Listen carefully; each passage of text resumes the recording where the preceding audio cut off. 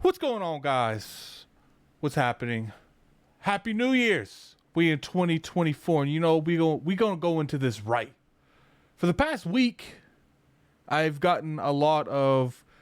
seen a lot of criticism on whether or not Banjo-Kazooie would be semi-popular, would be successful. And you know, there's a lot of caveats to being successful. You know, there's engagement numbers, there's how much it sells, there's does it make a profit in general. I feel like there's a lot of layers to this, and there is a certain threshold that I feel like people aren't really taking, consideration. So today that's what we're going to talk about. A lot of people don't think Banjo-Kazooie would be successful in any way, shape, or form.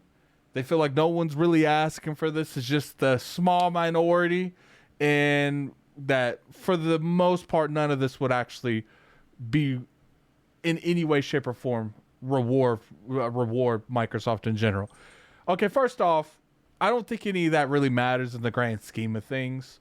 You know, Microsoft has to have a diverse library. They have to build on the library they currently have. And to me, StarCraft, Banjo-Kazooie, Mech Warrior, I'm pretty sure that's what it's called. There's so many games that Microsoft has that they can reach into to really captivate and elevate that diversity in their library. They need that. I saw one person, I think it was Player Essence I saw, where he said, when it comes to platformers on Xbox, he never really sees any of them be in the top 10. And then I started thinking, what platformers are successful in general at this point? I haven't really seen a platformer that's not called Mario that's like mad successful. And obviously, you got certain things that's like outliners. There was a game that got nominated for Game of the Year a couple years ago. It's like starts with a C. I can't remember what the name is. I'm sure one of you know. Put in the comment section below for the rest of the viewers. But to me, when I'm sitting here looking at it, it's like if they're just going to make a game because it's going to like guaranteed success, then there's not a lot of titles that you can really jump on. GTA 5, I would say Last of Us is at that point. To a degree, Halo, which I think they're definitely on the decline, but I do think the Halo name it still sells. There's not many titles in general that you could just reach into a bag and it's mad successful the moment you pull it up. I'm sure some of you know some. Zelda is one of them. Put in the comment section below what game you think is just guaranteed to sell well. Doesn't matter. I think Spider-Man would be one of those. But it's just like, look, that is a very far in between. Will Banjo-Kazooie sell gangbusters? Will Banjo-Kazooie move the needle for Xbox? Will it be able to bring in this huge sources amount of income and profit? Doubtful. But at the end of the day, what is the expectations of a Banjo-Kazooie? Are you going to have it be the expectations of like a Voodoo Vince? Are you going to have it to have the type of expectations as like a Master Chief collection or a Halo Infinite? I think that is really what determines, and I think what goes into that is variables like how much did it cost to make a Banjo remake or a Banjo 4? I'm pretty sure they're probably going to remake the first one. I don't know. They could make a fourth one. But to me, when it comes down to it, it's the expectations turns on how many sell and how much it costs to make the game. Maybe I'm tripping, but I don't see a Banjo 1 remake costing like crazy amounts of money.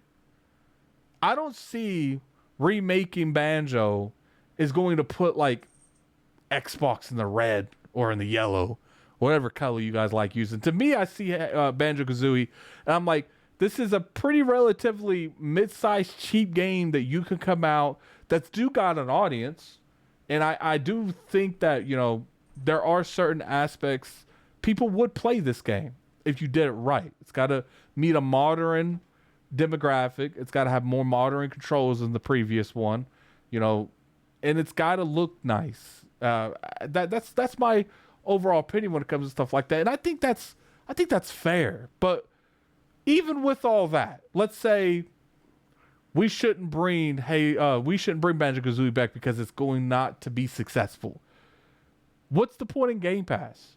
You know, maybe you guys know what interview it was or something, but I remember specifically, it might have been Phil Spencer or Matt Booty, just talking about having a subscription service like Game Pass gives them the ability to take more risks and bring more types of games to the platform that wouldn't have necessarily been able to happen if Game Pass wasn't a thing. You know, when you have this amount of money coming in every month from Game Pass, you can use that money to fund stuff like Banjo-Kazooie. And that's my key point here.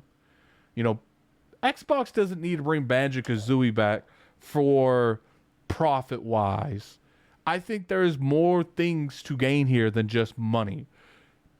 Xbox can bring it back for an icon. Banjo-Kazooie is known by a lot of high-end veterans that's been playing games for years. I think another thing that they can bring it back is they need a diverse lineup when it comes to Game Pass. Game Pass is a monster of a machine, and you constantly have to feed it stuff.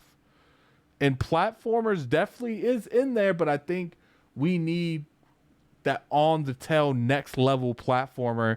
And I personally feel, maybe you guys, because I know when it comes to Banjo-Kazooie, we were like right in the middle. There's a lot of Xbox people that don't want to play it, a lot of Xbox people that do want to play it. To me, why does the people that don't want to see a Banjo even have that mindset where it's like it's not going to take away from anything you guys are working on or anything of the games that you guys want? It's just going to be more options and more places to play a game. And to me, having more options to play games is better than having least options to play games. If we can play Banjo-Kazooie, it's not really taking away from the people that don't want to play Banjo-Kazooie.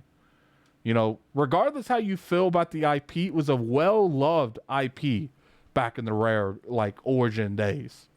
You know, Rare Replay has a lot of icons that you can go back and you can just... Jet Force Gemini is another one. How many of you guys played that game? Banjo-Kazooie could come back easily just from a diverse lineup. Have a really fun platformer. Very pretty looking platformer. And that's if they just went to the bare minimum of bringing back this game. Part of me thinks they could go above and beyond that. Maybe you guys can disagree with me on here, because I can understand this one being a little too far. Remake Banjo-Kazooie and Banjo-Tooie and put them in one game. You know, make them look nice, modernize them, do whatever you need to generate a newer audience to that. And with Game Pass and the lower entry that you can get into these games, I think you will find people that love Banjo-Kazooie. Is Banjo-Kazooie going to be the most successful thing Xbox has ever done in terms of remakes? No. But my thing is, if we're never going to have a Banjo-Kazooie franchise if we don't build on the franchise. And to me, if Microsoft puts a little bit of money up, lets them remake Banjo-Kazooie at least, with a good presentation, good controls, sells that on Steam, you can even give it to the Nintendo Switch, because I think Banjo-Kazooie and Nintendo kind of share a little bit of a relationship, and that's fair. Give it to the Switch, you know, and Steam and Game Pass, and selling it on Xbox, because obviously they're going to do that early access thing. I personally believe it might not make them bukus of money, but as long as the project is looked over at and it's not exactly spending crazy amounts of money, and they have good management to make sure that they hit quotas and they finish that game in a timely fashion with as low money as possible, because in the gaming industry, making games, time is money. You got to pay these developers, you got to pay the bills on the building that's making these games. So if you're able to meet those quotas and keep that cost down, I personally feel like they would make a profit. Maybe not by much, maybe they would make a little bit of money off of Banjo, but I personally feel like they would make money. You know, the problem is because of games like the Battle Royale genre, GTA, I feel like everyone expects every game to make like 7-8 figures of money. And I don't think that's fair, you know, comparison to the majority of the games in the industry. But anyway, tell me how you guys feel. Do you guys feel Banjo-Kazooie would make money on Xbox, even if it's just a little bit? I think it would profit. I don't know how much, but I do think it would make money. I don't think it would be a loss, because I don't think they would spend a lot of money to make that game, especially being in Game Pass. You could take a lot of the money that Game Pass makes to generate and to fund that game.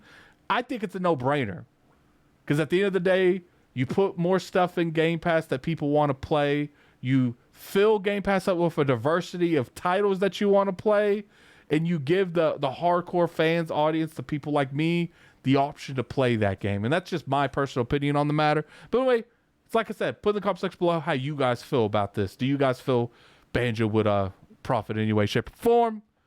And I hope you guys have a good day. If you enjoyed the video, definitely hit that like button. It's always appreciated. You can always sub to the channel for weekly content. And I stream over at the Addict Arena YouTube channel in the description below. But thank you guys. Have a nice day.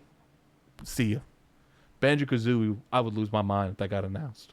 I think it is, though. I think it is.